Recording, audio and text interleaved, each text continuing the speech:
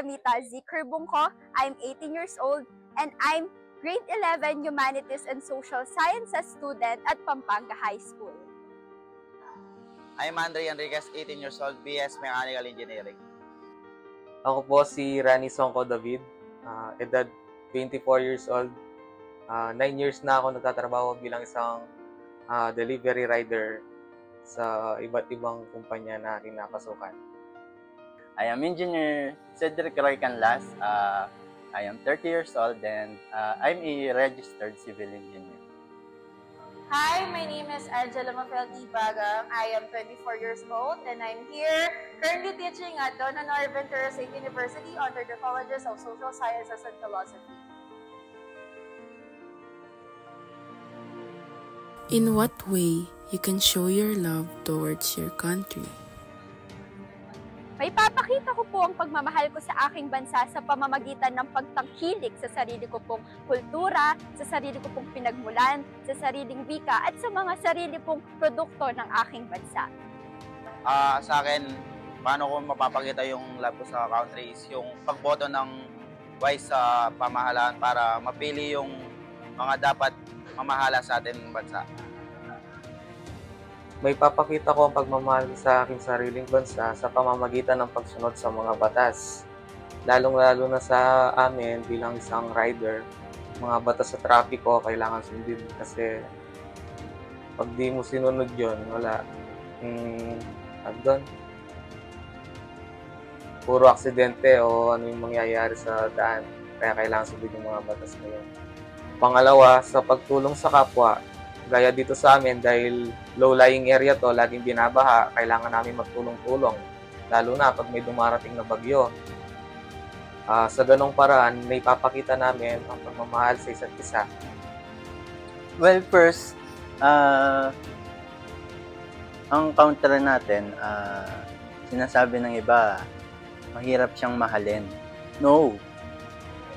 Ang problema sa kanila, galit sila sa government. Kaya, sinasabi nila, ang hirap mong mahalin. Like, the last election, na-elect yung si Bongbong Marcos, which is, sinasabi ng mga nagboto ng Lenny, sinasabi nila, ang hirap mong mahalin Pilipinas. Pero hindi naman kasalanan ng Pilipinas, yung kasalanan ng tao, yun, sila yung nag-elect.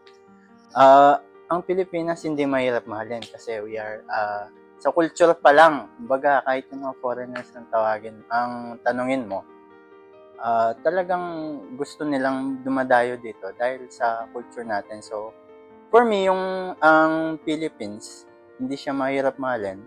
And, ang ano kasi yung culture talaga, kumbaga, kahit magpunta ka ng ibang bansa, hahanapin mo yung culture natin dito. Regardless of the leaders ng government, for me, it's the culture. I love Philippines because of its culture.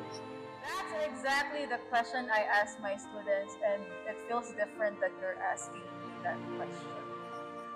I think one way to show my love for the country is me doing my work as a teacher. Kasi when you're a teacher, you're providing service to the children.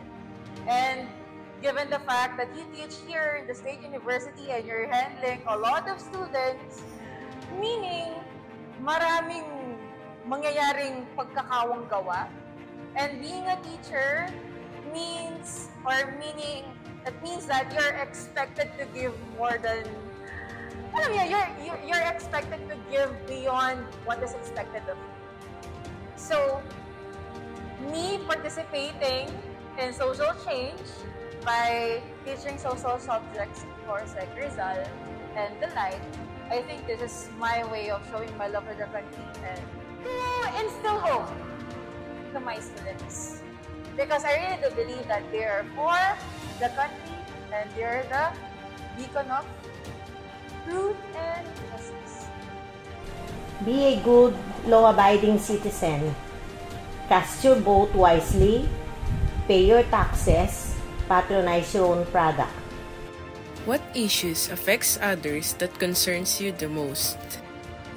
Ang issue po na nakaka-apekto sa iba na nako-concern ko po is yung climate issues po na nararanasan natin ngayon.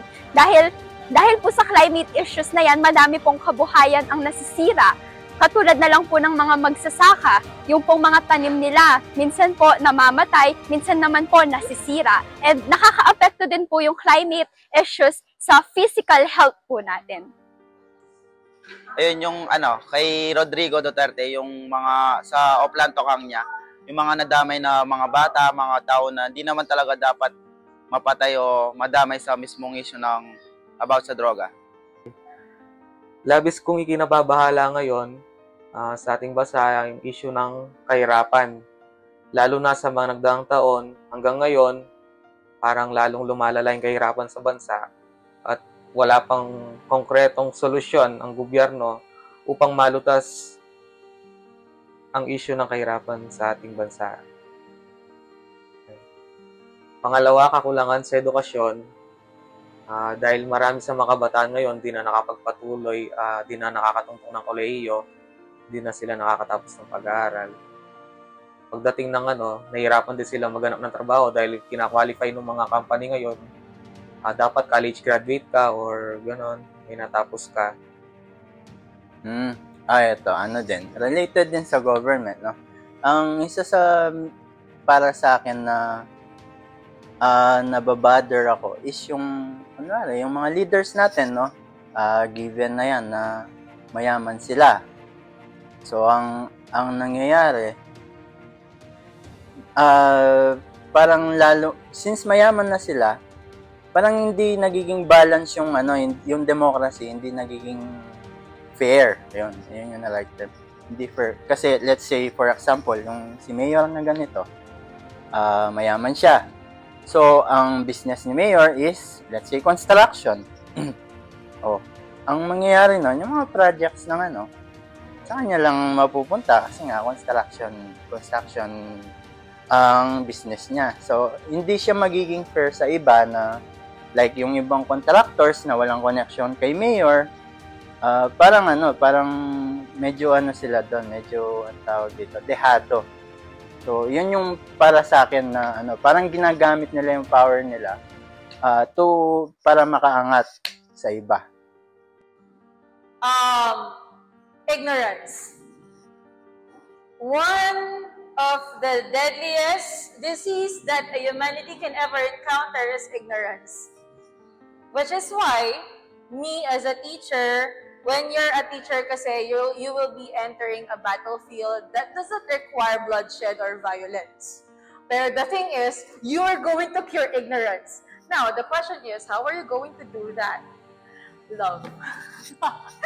And love is, I think, love, passion, and determination is one way to cure ignorance. Pero, ang hirap kasi hindi lahat ng mga bata na-appreciate yun at hindi lahat nakikita yung effort na ginagawa ng isang guro. Na imulat yung isipan nila. Ganun. And minsan kasi, it is very hard to teach social sciences kasi akala ng mga bata you're being biased. At parang meron kang pinapanigan. But the thing here is, if you teach like, in my case, social sciences, wala akong sasabihin kung hindi yung katotohanan. And we have to be mulat sa katotohanan because this is the right time for action. At guys, hindi na natin kaya yung niloloko tayo harap-harapan. We cannot bear that anymore. Kaya we have to stop, we have to do something to fight that. Issues in our country, cost of living or standard of living, poverty, drugs, alcoholism, and smoking, mental and health issues that causes mental and health issues. Do you believe in the saying, ang kabataan ang pag-asa ng bayan? Yes, hanggang ngayon po ay naniniwala pa rin po ako na kabataan ay pag-asa ng bayan. Despite po na may mga kabataan po na naliligaw po ng landas, mag-focus po tayo dun sa mga kabataan na may mabubuti pa rin pong nagagawa. Katulad na lang po ng mga nagiging student worker para po mapaaral ang sarili nila, para po makatulong sa pamilya nila, at para hindi na po sila magdepende sa mga magulang po nila. Sa akin, hindi na kasi yung the more na generation yung lumalabas, tapos yung mga generation na nandito na, the more na naapekto din sila sa mga issue or mga na-adapt nila. Pwedeng madama yung mga bagong generation para maapektuhan yung mga bagong generation na lalabas. Oo, naniniwala ako ng kabataan na yung pag-asa ng bayan. Kailangan lamang nilang mabigyan ng tamang gabay, lalong-lalo na sa edukasyon. Ang kanilang pananaw at aksyon ay malaki ang ambag sa lipunan. Yes and no.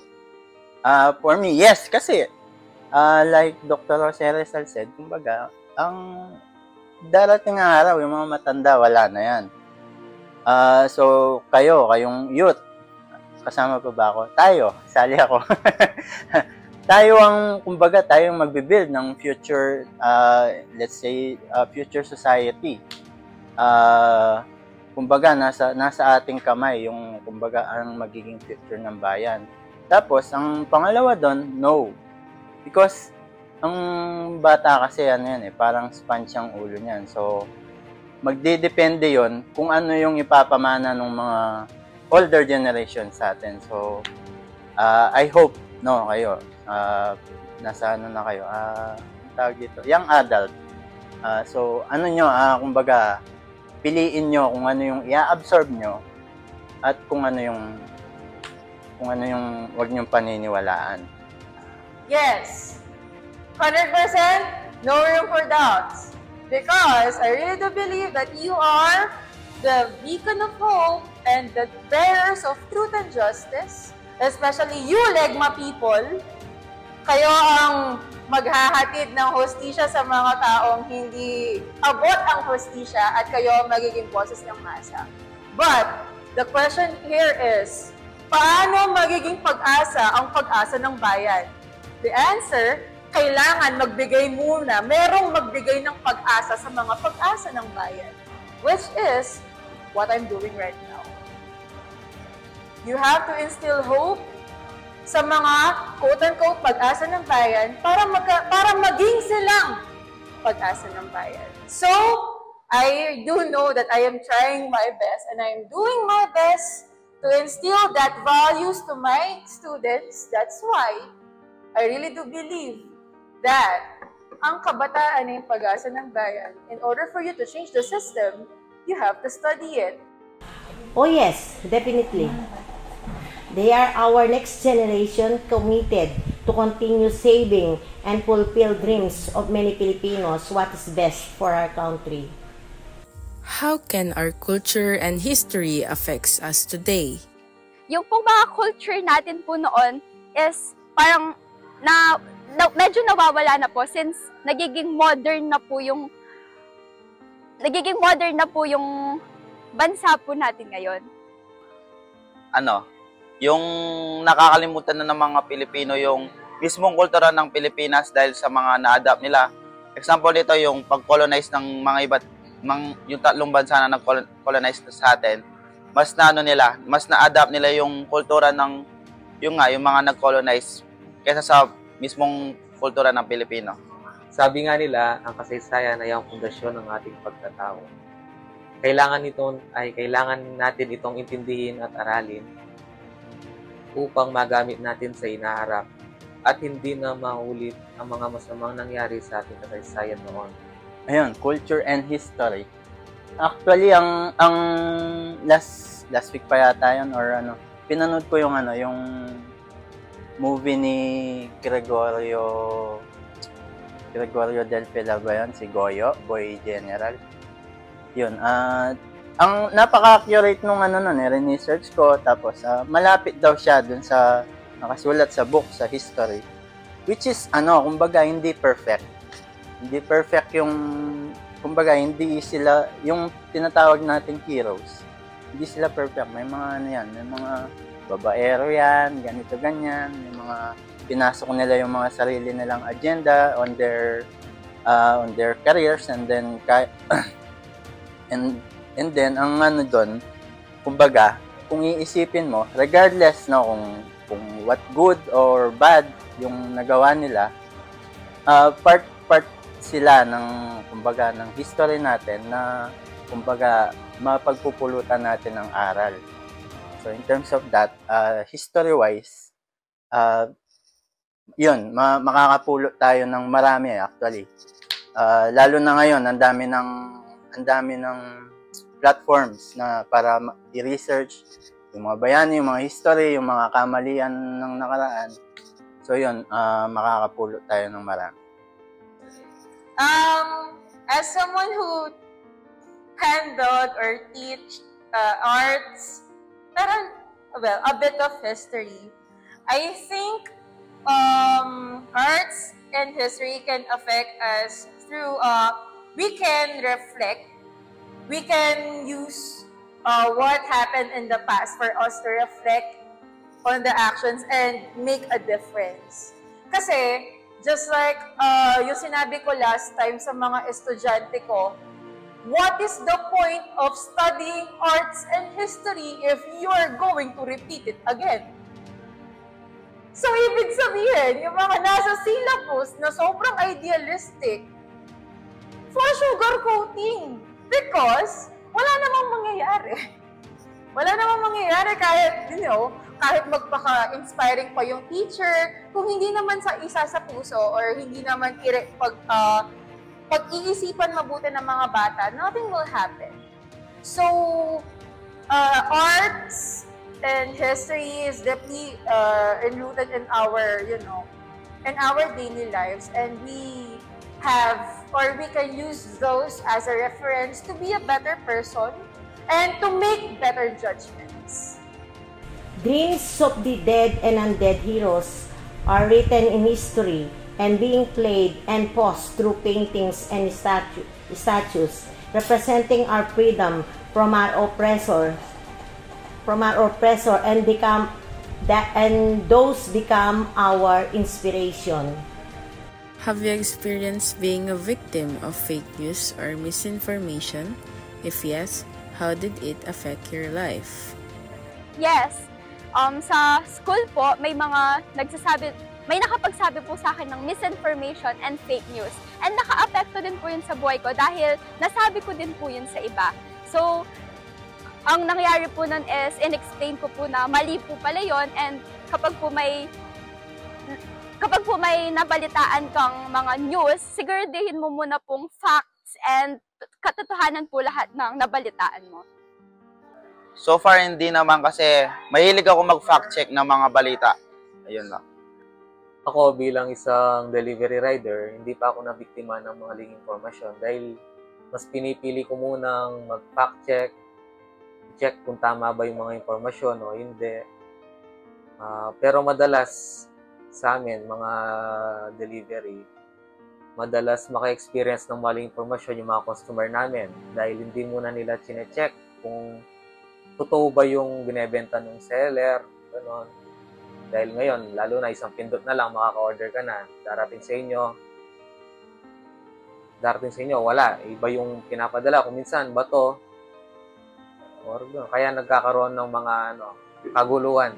Dagdag pa dyan, ang mga social media platforms ngayon, YouTube, Twitter, Facebook, kung saan talamak talaga ang mga fake news o maling impormasyon.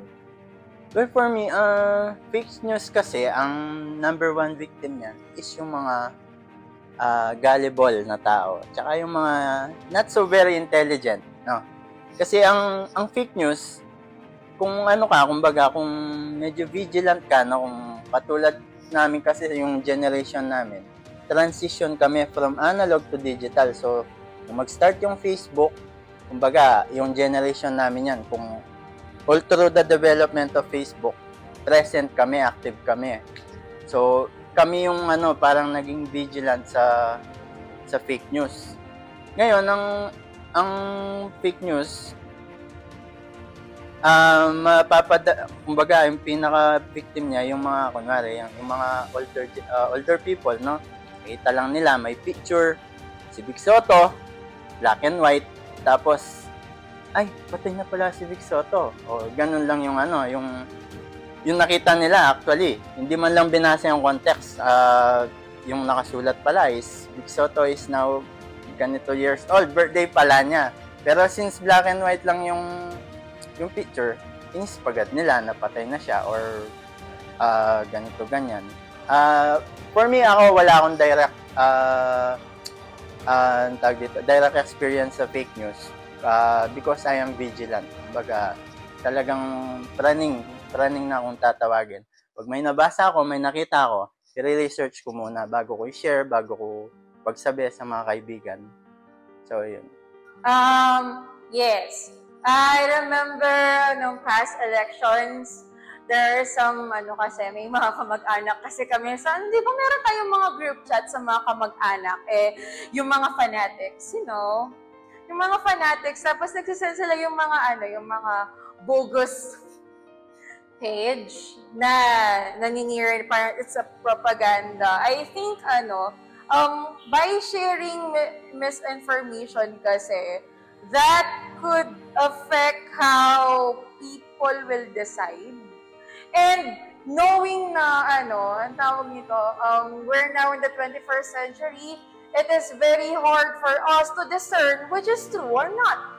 So, therefore, very laganap yung mga misinformation and we have to be matalino. We have to be matalino about it. And hindi sapat yung nagre-research ka, but rather, of course, validate what you are researching for. So, ayun, medyo lang, nakaka-apekto siya sa mga desisyon ng mga tao and I hate that. Expectations versus reality is a lot of disappointment, like raise in pensions, black propaganda, misleading us from truth. Do you believe the government's handling of recent issues reflects good governance? Why or why not? Yes po, good governance pa rin po yung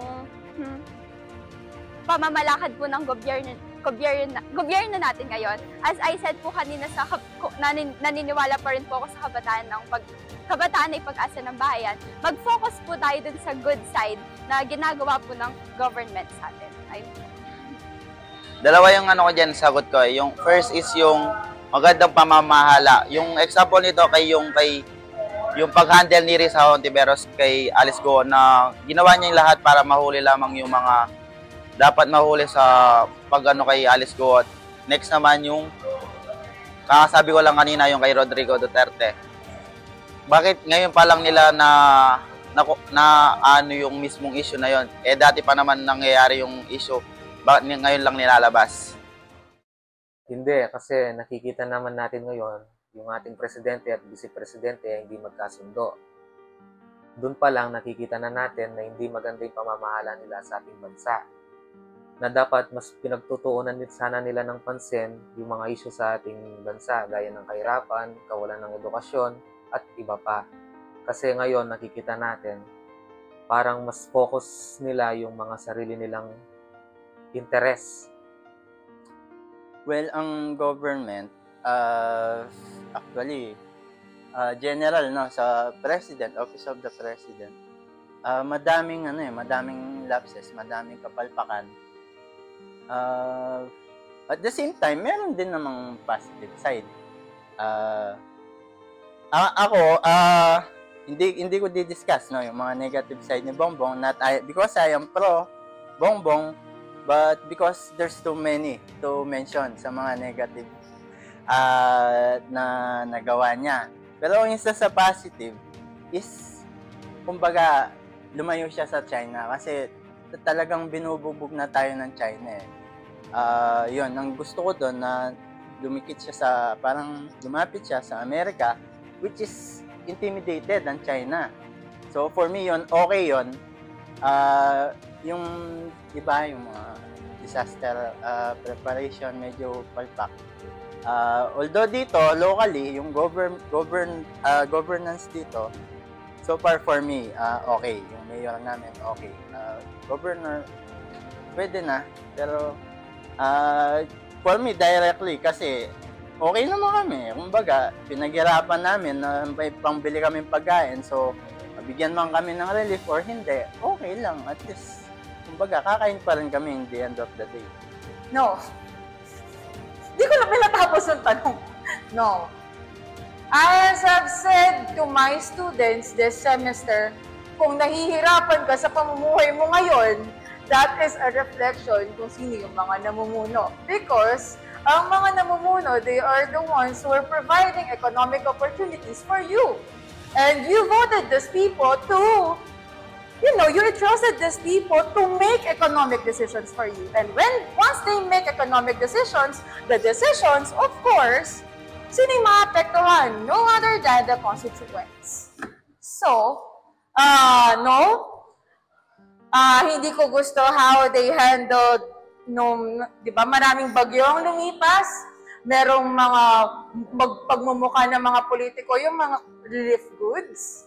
Meron yung iba, lampas taon na yung baha, pero namimigay pa rin ng pera. Aanuhin mo yun.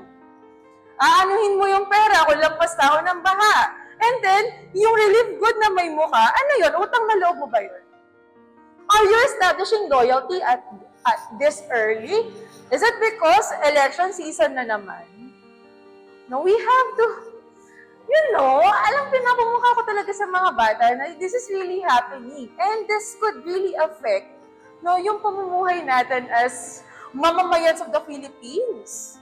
And, guys naman, kung ikaw, inuuto-uto ka na sa love life, huwag mo naman i-apply sa pagpili mo sa mga lider ng gobyerno. Please naman. We have to be better people in terms of choosing people who will lead. We had this opportunity once, pero no. Sorry. We tend to repeat the same history, and that's why we are experiencing the same situation. In short, walang nangyayari. I thank you. Pampanga may be good governance, I think. But Philippines going nowhere for the Filipinos.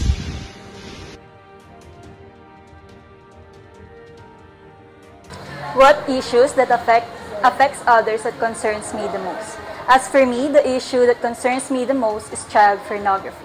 As I was scrolling through TikTok the other day, I've come to an online news about a mother caught selling sensitive pictures of her children online to foreign people just to earn money. And not only that, because according to Philippine statistics, nearly 500,000 Filipino children, or 1 in every 100 Filipino children, are being subjected to child pornography. They are being trafficked to produce child sexual exploitation materials for profit. It is absurd to know that these children, not only in the Philippines but all around the world, are experiencing such abuse. And much worse is that these incidents mostly happens inside their so-called homes, where they should be feeling the most loved, cared, and protected. In what way can I show my love for my country? I show my love for my country by voting and advocating for the right people to lead us. In this way, I can show not only my love but also my care to the Filipino people. The Filipino people above us are being used as a role model, and it is crucial for us to also share our values to fight for what is right and just. Based on the past and current government leaders, we should have already learned their lesson to only vote for the deserving and willing people. This action may be small, yet it creates a big impact in shaping the country's future. We should vote wisely, we should not forget history, and most importantly, we should never forget. Do you believe in the saying, ang kabataan ang pag-asa ng bayan? Yes, I do believe in the saying, ang kabataan ang pag-asa ng bayan. Because personally, I think the government holds the future of the nation, and people have the power to vote for politicians. But recently, I have noticed that the youth are well aware and more knowledgeable regarding political affairs and governmental conflicts. The youth are even watching Senate hearings for entertainment, so not only are they invested in the topic of politics, they're even choosing to not be ignorant. A mistake done by the older generations is that they tend to vote for people who are not capable of properly doing their jobs. For example, during the 2022 elections, according to the Commission of Elections, more than 26 million Filipinos have voted for a senator that is an actor and has no knowledge or experience in being a politician whatsoever. That is why I believe in the saying, ang kabataan ang pag-asa ng bayan, especially when it comes to exercising the right to suffrage. In what particular way I can show my love towards my country? For me, there are plenty of ways to show love for one's country. But in my most simplest way of showing love is to support local product rather than outside product. Because for me, not only I'm supporting the product itself, but also I'm supporting the Filipino people behind the product. I also like being involved with the community because that's also a sign of love and concern to the people within the community. Last but not the least is that I like to be updated with what's happening to the country, especially when it comes to politics. For me, giving feedback or certain opposition to what the government is doing is not a sign of rebellion or whatsoever. Rather, it's a sign of concern to the impact of their decision. Do you believe in the saying, ang kabataan ng pag-asa ng bayan? According to Internet Public Library, ang kabataan ng pag-asa ng bayan, these were the words said by our national hero, Jose Rizal. During his lifetime, he was devoted to the concept that what would make a successful country are its own children. His opinion may have been influenced by the Filipino youth's remarkable bravery and heroism at that time. He thought that the future would be improved sooner or later, but did he expect too much? Decades has been passed since his time, and we may argue that the Philippines has improved. But how much? Yes, children from the past have grown up and become outstanding citizens of our country. Do you believe in the saying that ang kabataan ang pag-asa ng bayan? Yes, I do believe in the saying that ang kabataan ang pag-asa ng bayan because they possess the energy, creativity, and fresh perspectives necessary to address the societal changes and drive innovation.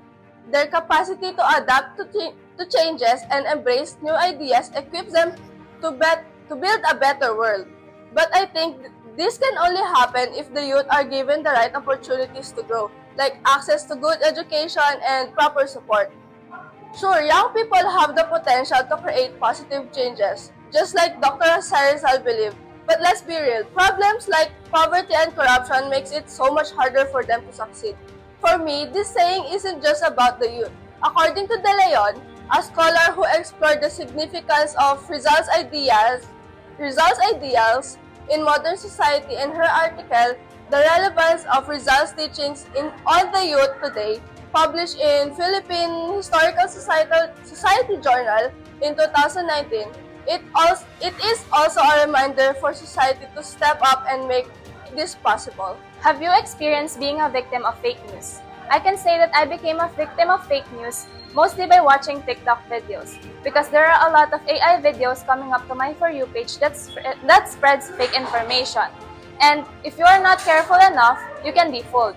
It's very easy for people nowadays to create fake videos that contains misleading information.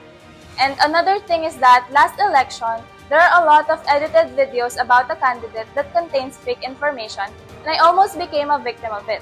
But thankfully, I did my research.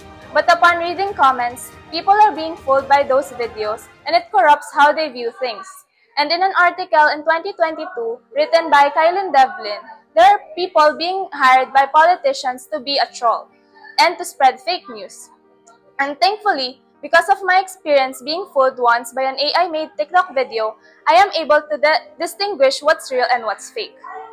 How can we really show our love and support for our country? Of course, we can show our love and support by engaging in economic activities, but as a student, I can show my love and support for our country by doing well in ACADS, because a student's success can contribute a lot to the society. What concerns others that affect you the most? What affects me the most about others is elderly people who are homeless or still needs to work for a living, or people who generally lives in poverty. It breaks my heart whenever I see people who needs to eat trash or any leftover food because they don't have anything decent to eat. Elderly people who are homeless and has no family motivates me to study and work hard so I could help them in the future. Second thing is people who suffer from injustice just because they are poor. It's just so saddening and heartbreaking to witness such thing as a legal management student. I swear to myself that someday I could help the people who are oppressed to fight for their rights. I aspire to be an activist, but in court. I will fight for people's right in court so I will be heard more. So the oppressors will be pressured to give people what belongs to them, and that is their right. I am Kate Margot Benedictos, 20 years old, a second-year legal management student at Don Honorio Ventura State University. I am Eliza Micaela Brueda, 19 years old, a freshman student of Don Honorio Ventura State University. I am Jeric Roy G.D. Matulak, 18 years old. I am a first-year legal management student at Don Honorio Ventura State University. I'm Kenneth Escoto, 18 years old, a first-year legal management student at Don Honorio Ventura State University. I am Prisha A. Manansala, 18 years old, a first-year legal management student from Don Honorio Ventura State University. My name is Gabriel Andre B. Marquez, 19 years old, a first-year legal management student in Don Honorio Ventura State University. I am Shanice Kera A. Miranda, 18 years old, a first-year legal management student at Don Honorio Ventura State University. I'm Jasmine Alanday, 18 years old, a first-year legal management student at Don Honorio Ventura State University. I am Aliana Choriz D. Cambao, 18 years old, a first-year legal management student at Don Honorio Ventura State University.